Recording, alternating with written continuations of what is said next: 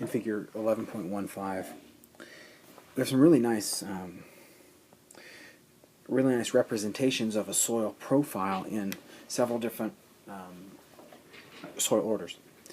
So starting over on the left-hand side, we have the aridisol, which you would expect to not have a whole lot of organic matter. In fact, it doesn't. So we see the maximum amount of organic matter is something like 1.5%. That's what we're seeing right here. So not very much organic matter, but it exists there.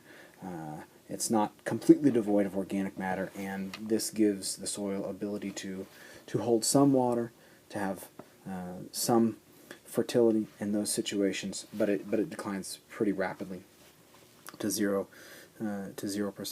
If we move on to an alpha sol, we know that alpha sols are typically under forested vegetation, and so you'd expect to have a lot of litter material up at the very top of that profile. In fact, that's what we find, a 4% organic matter at the very top of that profile, because most likely right above that soil surface is a large amount of organic matter, and some of that will, of course, move into the profile. But again, it doesn't move very deep into the profile before we start to have typically less than 1% happen. As we move over to spodosols, we know that that spodosols can be found often in forested situations with high amount of precipitation, and we again that high amount looks something like this alpha sol, so we've probably got an organic layer right above the soil surface that's contributing to this very, very high amount, 5% amount in the upper horizons. Then we have that eluviated zone, the horizon of eluviation, the E horizon. Then we have another high amount of organic matter right below that spodicc. The spodicc horizon is this layer of increased organic matter and iron oxides. Above that is the E layer. So we see that show up really nicely in this graph extending up to 1.5%.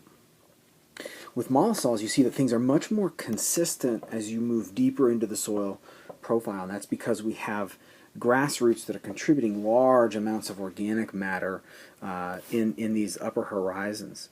And some of that organic matter will, of course, move down into the profile as well. We don't see as high of organic matter as we do in a spodosol or in a forested situation.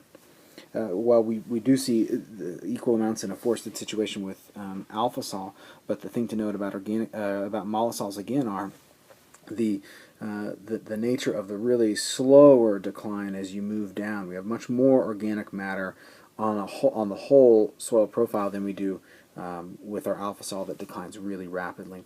A plowed soil, so right here you saw in the introductory video that when we plow a soil, they were talking about burning off organic matter. And what they're really saying is when we have a soil that came from a grassland, for instance, that looked something like this, and then we begin to plow that soil, what happens is that we expose that organic matter to more oxygen, which means the microbes that are in that soil breaking down organic matter are able to do it much faster.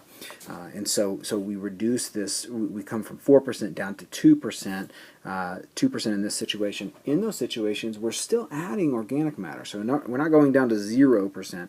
We're still we're growing crops. He talked about high residue crops like corn and wheat and these sorts of things that actually continue to provide organic matter amounts. It's just not as much as, say, a perennial grass situation that would have a much higher amount, almost double the amount of organic matter in that profile. So a really nice look at different kinds of soil orders and how the organic matter percentages flow as we move down in that profile, in those profiles.